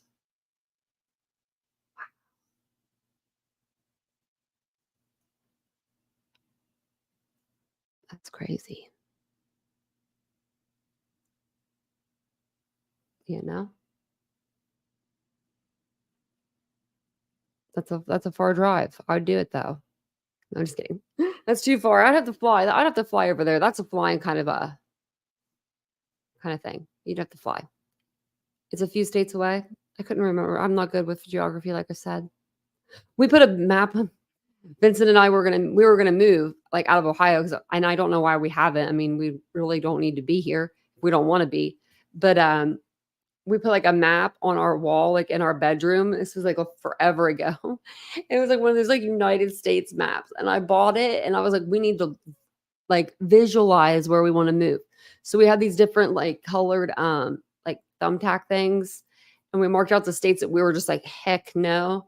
You know what I mean? Like we don't want to live there, which was like Tornado Alley and stuff, you know, like places like that. We don't want to get like sucked up in our like tornado. But we never really picked a spot. There was a few that was really like nice. I think Florida was on there, like a place in Florida. There was one like in Texas. I forget where it was. I even like the Carolinas. I think the Carolinas are beautiful states. Vincent doesn't think so. And she doesn't, well, he doesn't know. That's what's sad. He doesn't know. 3 months worth first trial. It might be Aussie. Look at Karen Reed's. Wow. That thing seemed like it took forever. I was like, and then it was a mistrial, and I was like, oh my gosh, I don't even know if this is like worse than them just saying she's not guilty. Because it's like we have to do this all again. Like, you know what I mean? Like go through trial again. Like it's under an hour and a half for you, PKC. I knew there was someone that lived closer. Okay, look at that. Wow. Are you gonna go for trial? Now, if I lived an hour and a half away, I would. Oh, really, Ozzy? Vincent's from LA, right outside of LA. Literally right outside. And there's so many little towns there, like cities. There's city after city after city. Here it's like, you know, you drive a little while. 29 days. Yeah. Vincent was even asking me, is it over? Oh, I've been wanting to go to Tennessee. Really, I have. I've been wanting to go. I've heard it's beautiful. I heard like Gatlinburg and stuff is like really pretty, and we need like somewhere where we can go and unwind. And Vincent doesn't flip a kayak this time. He did that last time. Long drive, yeah, I would fly. That's what we usually fly to California once a year. We go there, and then with the time change, when we get to oh. It's the worst. It's not the worst. It's just, it's like, you just get jet lagged. Like I get jet lagged. So like the first day that we're like in California, I literally just want to go like get my stuff because I know exactly what I want when I get there. Just grab my stuff that I like, go back to the hotel, sit there and not do anything but like just hang out and kind of chill and maybe sleep. That's what I like to do. And then when I come home, that's what I like to do the day of, because like we leave late at night. We take the red eye home, but then we end up being home at like 10 a.m. I don't know. It's really weird how the times change. Just like, what is going on? And it really messes me up. So, but I love California. And I love going. I love that I have the opportunity to go every year. I mean, that's a blessing, you know? That's really if you think about it, it's a blessing.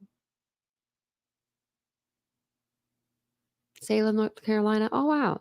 You live in Tennessee, Squeaky Bill? Really? 50 miles from where Sebastian disappeared? Wow. No one ever goes to South Dakota or North Dakota, I feel like. Wonder why. Hey, isn't the monument there, like the presidential monument? I don't know what it's called. I forget what it's called. I'd like to go see that. Home of the Winston cigarettes. That's funny. I haven't seen a cigarette in so long. It's been a long time. But if someone's smoking, I'm like, smell it. Give me one. Just kidding. You've never been anywhere, Dreamcatcher? You've got to go somewhere. We've never been anywhere. Where are you? We got to take you somewhere. What do you mean? We got to take you somewhere, girl.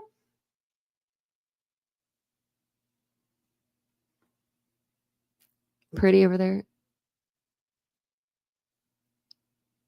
Chimney Rock Lake. That sounds like pretty. Just an hour away from. Oh, wow. I want to go to Tennessee. I do. Now I want to go. Man, maybe I can get Vincent to go. You've been to the beach in South Carolina? I've been there. I've been to Myrtle Beach a few times. Me and Vincent actually went. We went to Florida, and then when we drove back up, we stopped in Myrtle Beach. This was right when Myrtle Beach started getting a little cray cray.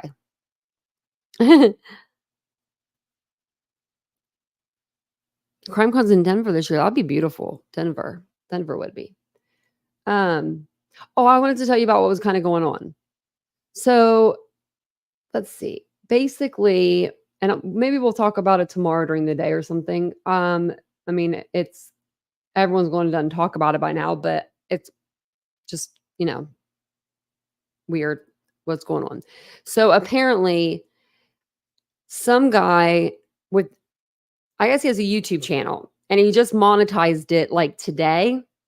He went up on Granny's panel and was like,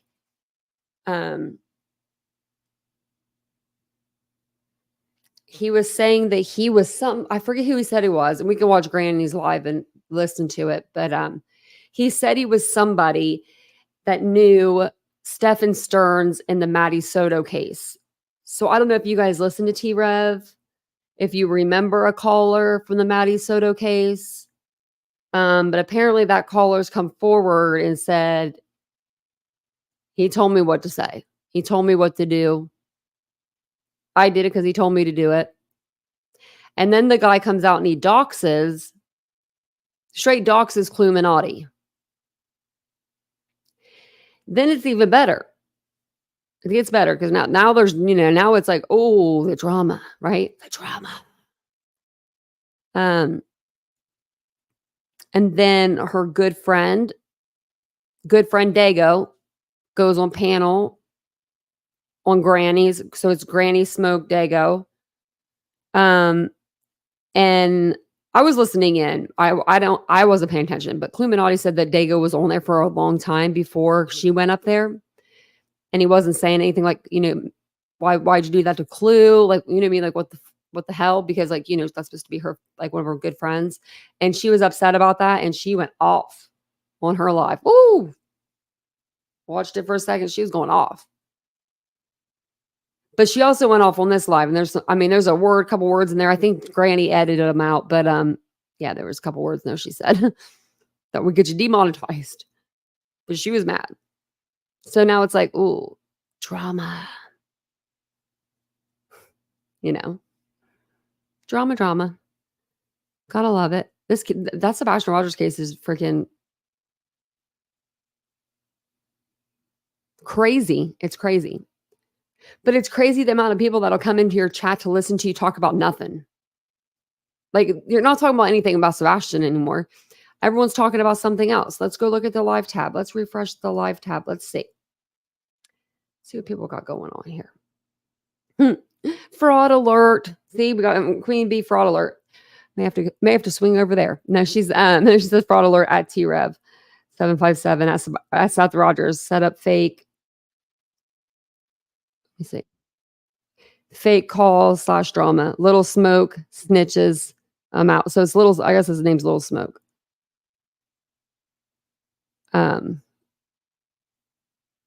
I didn't go. It took me back. Sorry.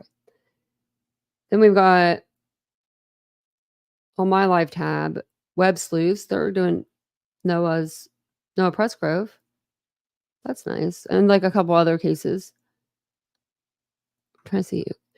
I don't know who John QQ is.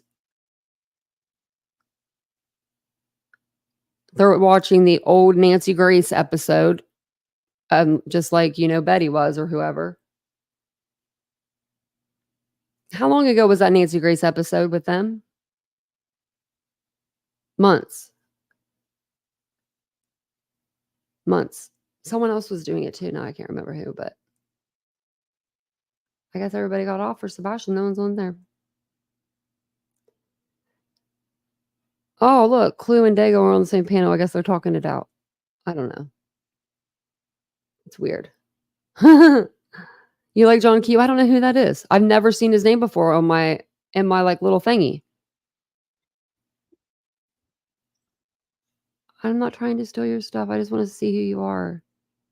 Does he show who he is ever, or is he just? Why do I feel like I do know who this person is? Hold on. I don't think I do.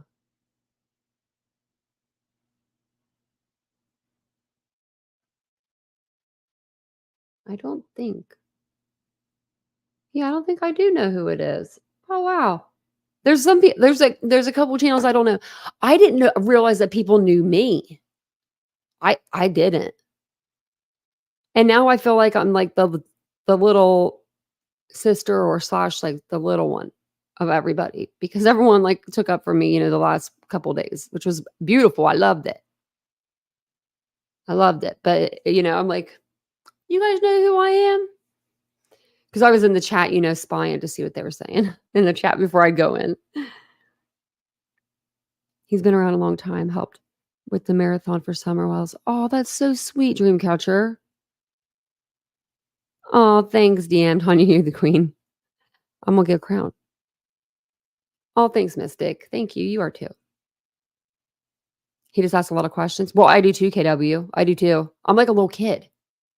And that's my problem too. Like I ask so many questions. Okay.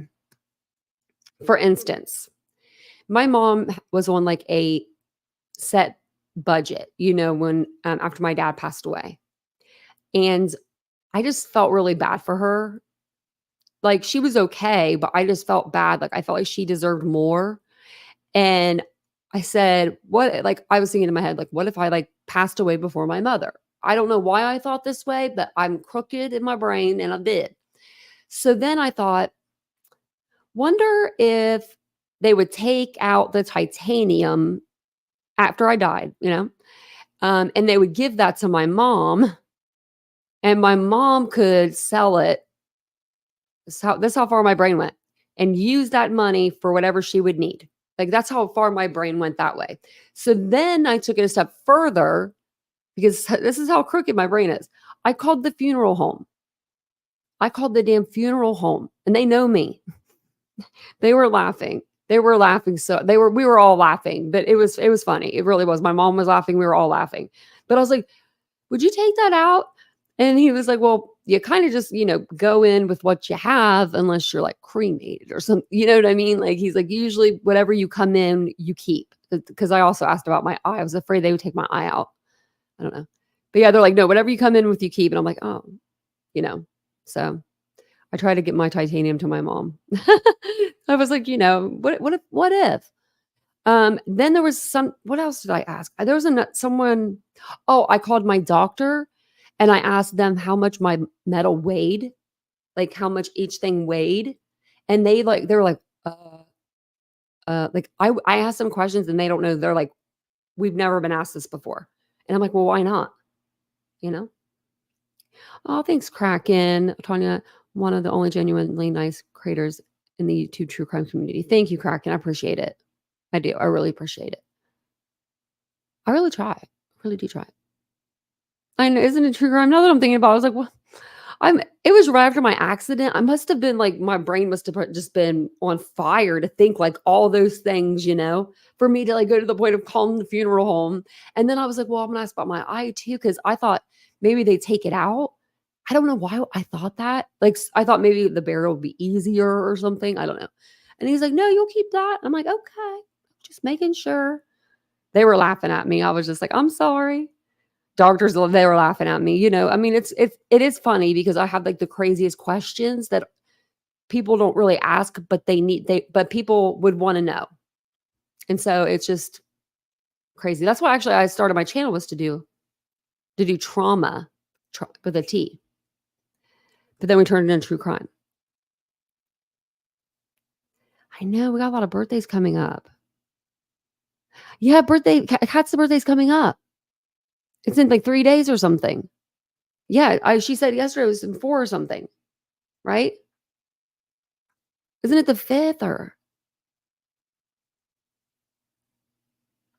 We should do a birthday stream. I have titanium plates and screws all over my body too. Really? Dirt bikes and horses. Oh, wow, Squeaky Wheel. I got bucked off a horse the first time my friend put me on one. That damn horse didn't like me. It just didn't want me to ride it. I don't know. It didn't buck me off hard, but it was hard enough to where I was like, I'm done. I'm over it. My mom's birthday would have been the 19th. Mystic, I love sour cream and onion chips. I haven't had them in forever. You have small titanium implant in your back. Oh my gosh, Linda. Oh, your back. Oh. When I went to the hospital, my room was huge. It was so big and it was brand new. And oh my God, it was gorgeous. I mean, I was cool in there. I was like, just let me lie. But this lady was in there like in front of me because there was like it was 2 beds and then a curtain. And she was in there because she had back surgery and she had all this metal put in and she had like 50 some staples going down her back. And she was elderly, like 70s, I want to say. But she was sharp as a tack. Sharp as a tack. I loved her. I gave her my phone number when she left. We exchanged numbers. I can do that, Mary Beth. Were you in a comfort room? I don't know what room I was in, the best room of my life. I was like, just let me be. Well, at first I was in like the ICU. And I kind of remember that, but not really. And then they moved me to Atrium. And I kind of remember that a little bit. That's when like my friends started showing up. That was like after surgery. And I'm just kind of like laying there like, you know? And then when they moved me to Road Hall. And then they moved me to Dodd Hall. And I thought I was getting out Monday. I went in on a Thursday, I think it was. And I thought I was getting out on a Monday. I didn't realize I didn't have an eyeball. Like my mom was like, what do you think? Where do you think you're going? Like, I was like, I'm going. She's like, you can't even walk. Your legs are shattered. Where do you think you're going? So she had to explain to me that I was going to rehab to learn how to walk again and learn how to talk, learn how to eat, learn how to blink. I blink, like to wink. Took a long time to learn how to do that. Like things like that. So I cried a little bit. No, I didn't cry. I actually didn't cry at all. I boo-hooed for a minute. And then I said, okay, let's, whatever. But then when I got there, I was like, this place is awesome. I was like being wheeled in and this guy's like, you want a refrigerator in your room? I'm like, yeah, I do. Of course I do. My mouth was wired shut. I need my ice cream. What? Boo thing is having to wear this metal eye patch and she's not happy about it right now. Oh, is it the patch shield? Is it the shield? Does it have like a little bandage maybe around it? Or it's probably the same one either or. Oh man, those suck. Like the ones after surgery, kind of. I tell her I can relate. I had an eye patch on just last year. I was doing lives with my eye patch on. I usually have a surgery each year, it seems like. But I haven't had one. Last year I had one. Haven't had one this year.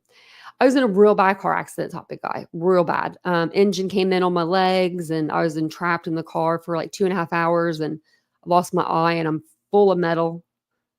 I'm gonna tell my story sometime. I keep saying that, but I don't know why. I should just do it. Just come on and do it. Both knees and hips replaced still. Oh my lady, man.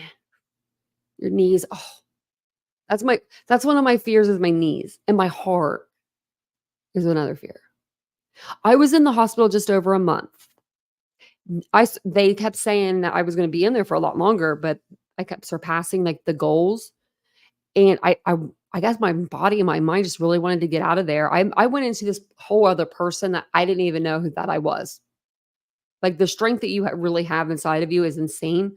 And the amount that your body can actually handle is pretty incredible, I do. I need to. I have some of my like implant paperwork right over here. I need to do that. My doctor actually wrote me. He actually wrote me again. I wrote my neurologist finally and told him about my nerve pain. I haven't told him. I did crack it. I met Vincent after my accident. I met Vincent 2 years after my car accident. And 4 or 5 months after my mother passed away, I was a mess. I thought I was okay. Like, first date, we went out. I didn't cry or nothing. That was cool. But then it hit me one day and I was just a mess. And instead of him like running, like he should have probably, because it was like 3 days in when I broke down. I just had a real bad, just really sad. He took me to Florida to see my aunt and uncle. He's like, you need your family right now. Let's go. And he's like, pack your bags. And I was like, what? And we went on the most amazing vacation I've ever had. We stayed at these beautiful hotels. Like after we saw my aunt and uncle, we went and saw we stayed in all these beautiful hotels all up and down the coast, like Florida. We went all the way to the tip of Florida. We stayed in South Beach, Miami. I mean, it was beautiful. I met him on Tinder. Swiped right. We both swiped. I decided to try it because I lived in Columbus and I was like, maybe I'll go on a date. I never dated really, ever. And then I met him. Vincent did that for me. Yep, DM. Yep. Yeah. He took me, we were gone for like 10 days. He's like, let's go. He dropped everything, got in the car, and we just took off. And it was the best. It was exactly what I needed. It was exactly what I needed. And then I realized I was like, this guy's a keeper, I think my mom sent him to me. Like seriously, like, I mean, my mom would be so approval. Like, oh my mom, she would just approve of him. She would. You've never seen Tinder? I never thought that I would meet someone off Tinder and date and be with them this long, but and he's never had a girlfriend before. So he's like fresh, beautiful, lovely. He's the best. He's seriously the best. I really am. I'm incredibly lucky. I tell you guys that every night. And Vincent's mom watches the stream, so she gets to hear it too. She's probably thinks her son's the best, but he is. He really is. And if you're listening, Haru, thank you for having him because he really is. He's a nice guy. And that's why they're like, his job's pushed him towards like customer service stuff. And I'm like, Vincent, it's because nobody in IT is relatable. They're not customer service friendly. They're not introverts or, And I'm like, you're good with people. Right, DM? I think I trained them the way, I did. He literally, y'all, if y'all just knew, he cooks for me. I do all the cleaning. He does all the cooking. But he drives. I never drive. He always drives me. I'm the passenger princess. Yeah. I always say things out loud. I just do. It's just a thing I do. Like if I'm thirsty, I'm like, oh, I want a drink. Oh, I'm going to go to the bathroom. Like I say it out loud. I don't know why. I give too much information, but I'll be like, oh, I'm going to get a drink. And he just gets up. Right. And I'm like, you don't have to do that. 9 years almost later, still doing it. We have. Yes, Mystic. Yeah. I try to send her more stuff, but Vincent won't let me. And she said, I think she told him no more. But she has the stuff we've given her, like right in her front room, like in her living room. And it's so nice. I like getting her stuff though. I got her, Vincent, I gave him the idea because I thought it was great. He gave her a book because he doesn't know a whole lot about his mom. Not like I know about mine. Like I know just everything that's like, even like the weird stuff, like where she was born, her, boyfriend in high school. Like I know all that kind of stuff. Well, there's a book you can buy. There's like different ones and they'll say like each page will have a question. Like, where did you grow up? What was your favorite color? What was your favorite thing to do? Like, just like, I don't know, these like little things. And it lets you write on what the answer and then you give it to your loved one. And so you'll have that like as a keepsake. Do you know what I mean? Like forever, like you'll have all these memories of all this person. I don't know. It's just, I just thought it was a nice gesture for him to like give his mom. I think it was for Mother's Day. You need it to Vincent. Everybody needs a Vincent. I don't think we've never argued ever, like to where he's like, he just, when he gets mad, he's just like, He's funny. He's funny when he gets mad. No, he is though. But thanks for hanging out with me tonight, guys. I appreciate it. I really do. And everyone that was over on the other channel, thanks for being over there. I do appreciate that too. I'm trying to get some watch hours in over there. That way we can monetize the channel. And if we do, and when we do, don't worry about like becoming members over there. If you're a member here, you can, it's totally cool. It's totally cool. I wish memberships were for everywhere. You know what I mean? Like if the creator was on another channel, you could just like transfer it over. But I do want to start doing stuff with the memberships. Not the memberships, I'm sorry, but the PayPal. So since YouTube always takes like 30% of your like earnings, it'd be hard to like calculate, you know, if I did it through super chats and stuff. But I thought if I did it through PayPal and through my titanium bill, then I could show you guys everything, like, you know, just whatever's been purchased on there. And we can do 10% of like every month, whatever donations we get, we can send it to like a charity. And then I thought of a fundraiser. There's a fundraiser button on YouTube. I'm going to look into that and see what that's all about, because that might do something where it is like the super chats and it sends it. I'm not sure. But then that way we're like giving back a little bit, you know, to these like maybe like search groups or organizations that kind of need the money. And I think we should do like smaller organizations, you know, that really do need those funds, that are, you know, out there maybe like searching for missing people, domestic violence advocacy programs, you know, things like that. So t-shirts, we're working on those too. Yeah, t-shirts. I'm gonna love that whenever we get all of our stuff. So thank you guys so much for being here tonight. I appreciate it. I will see you guys all tomorrow at the same time. I might try to go down to 8:15, but I probably won't. But we'll be back at around 9:15 or 9:35 tomorrow. And I don't know what we'll cover. I don't know. But I might come on during the day and do a Sebastian Rogers stream just for fun. Just because of all the bull crap. We'll just go over the bull crap. It's not really a Sebastian Rogers stream. Should skip that. We'll do a YouTube bullcrap stream. I don't know what to call it at this point, but I'll see you guys tomorrow. You have a great evening. Sleep tight and have a great morning tomorrow. Bye, guys.